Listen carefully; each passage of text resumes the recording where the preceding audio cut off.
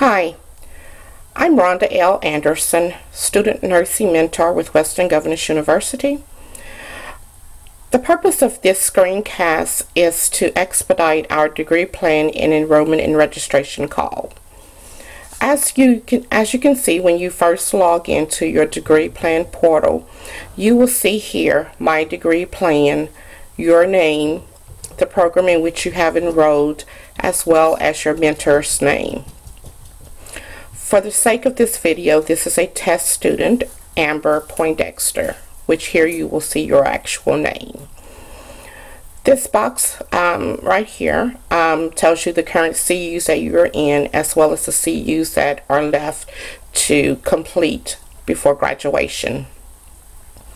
Scenario Calculator gives you a little snapshot. If you decide that you would like to be complete with your degree quicker, it will allow you to kind of play with it and see if you can be done in maybe 1 or 2 terms. So we give you the number of CUs you will need to take, as well as projected graduation date.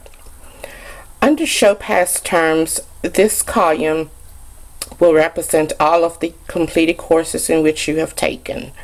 Once you complete the term, the whole term will be listed here as well under Show Past Terms.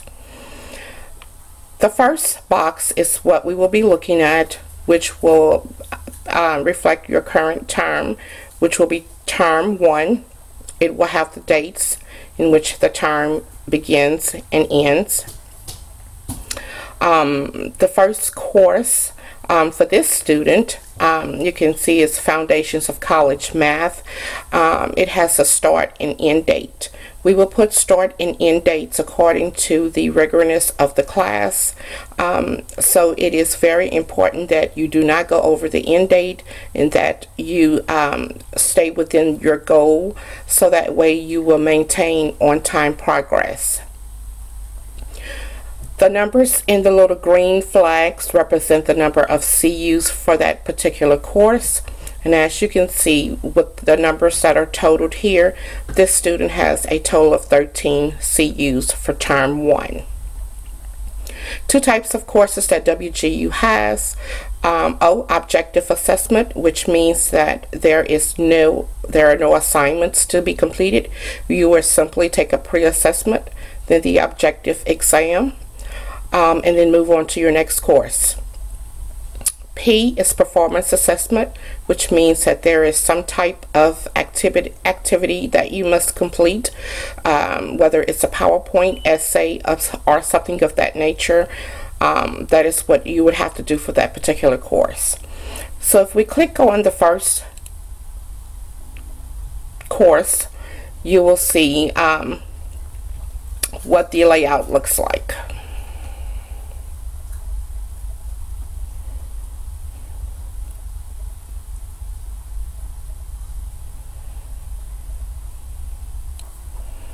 Okay, so this student's first course, Foundations of College Math, you will see the name of the course here. Also, you have the option to download the course as PDF, which can be used as a traditional syllabus. The layout for these courses pretty much are standard. You can pretty much scroll throughout the course of study, and it will take you through various portions of the book, as well as various hyperlinks to various webinars that have been posted by the course mentor. You just simply click next and go to the next page. The study plan will give you key focus points on what's within the topic. For instance, if you click on Preparing for Success, you will get the information here. There is a bar right here that if you click on this blue check, you will see how this lights up that you have completed reading that portion, as well as this little activity bar starts to move over in blue. This is a great indicator that if you are studying, that you may want to use this little tool, because it will help to let you know where you stopped off at, and just as you check off each category, you will see that the activities will light up in blue, indicating completion. as well as the activity bar moving over. So this is what we call the course material that's within this area. The next tab is the Learning Resources tab, which is where your communities are located. You will often hear us refer to the communities. At the very bottom is always going to be the name of the course. Please do go into the learning communities as your first place when you start your course, because you will find a lot of information that has been posted by the course mentor. All Notes tab is a blank screen that you can cut and paste notes. How to contact the course mentors. This is what you would do if you need to contact the course mentor. There are various mentors that work specific courses. They're course experts in that area, so they can definitely help with content as far as the course. So you may not get to say in person each time, but someone definitely will get back with you. With the objective courses, remember that there are no assignments associated with this class. It's just taking the pre-assessment. To get to the pre-assessment, you would go to this column, and then you could take a look at the pre-assessment, and it will tell you the hours that is allowed, the number of items, and the cut score. To look at the actual assessment details, you would go to Assessment Details, and it will tell you it's an objective exam, how long you have to take it, the number of items, as well as the score to pass it. This is a proctored exam, which means that you will take it with your student webcam that has been issued by WGU, or you will go to a proctoring center to have it administered to you. So that is how you get to the information for your assessment preparation. Okay, now we're going to take a look at the courses that have a P by it. The next course that we will look at will be a course that is a performance assessment course. Remember, those are the ones that have the P by it. So we will then click on Human Physiology. The layout of the screen is exactly as the layout of a course that is an objective course. The course material is found in the same location as is the resource for the learning community in the All Notes tab. In this particular course, you can see that the student had to physically, manually enroll into this learning resource. And there will be some courses that you will automatically be enrolled in, and some of the courses that you have to physically enroll in the learning resource.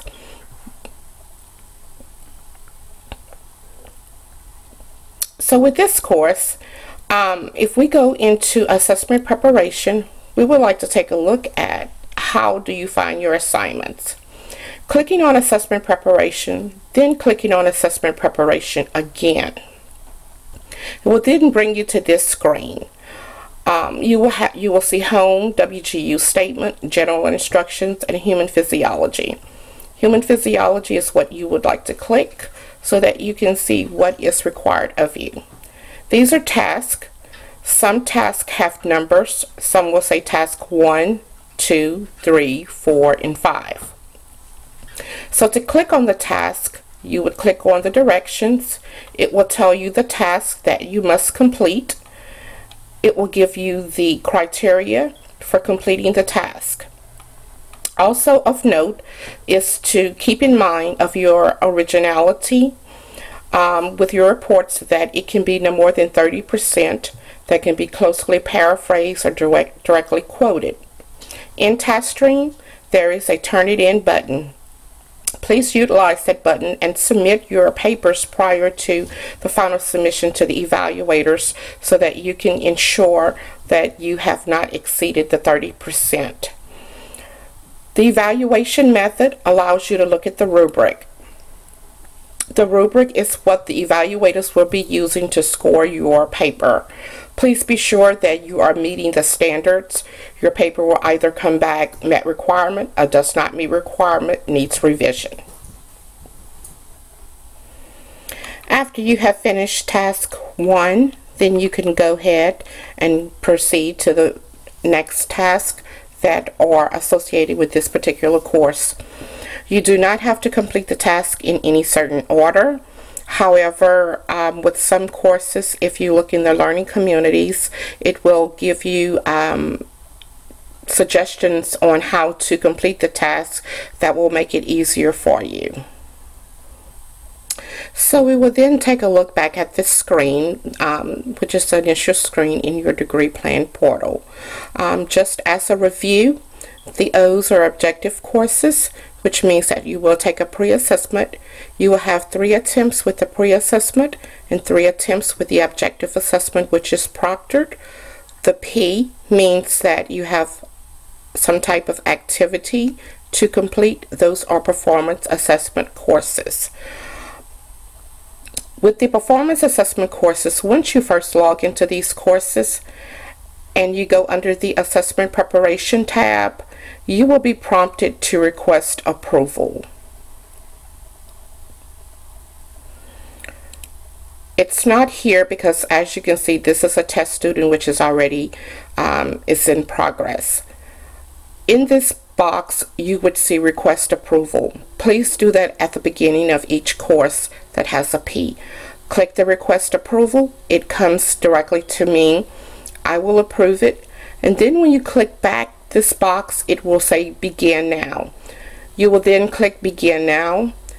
You will get a confirmation that your task will be loaded into TaskStream within 48 hours. Keep in mind that even though your task may not be loaded into TaskStream, you still have the capability of completing any task. You know how to find your task now, so you may complete those tasks.